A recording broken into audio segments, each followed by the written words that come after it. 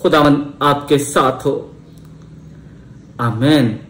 हम हर दुआ के बाद ये लफ्ज जरूर कहते हैं। इब्रानी जुबान का ये लफ्ज एमुना, जिसका मतलब है ईमान या यकीन या भरोसा या मैं ईमान रखता हूं।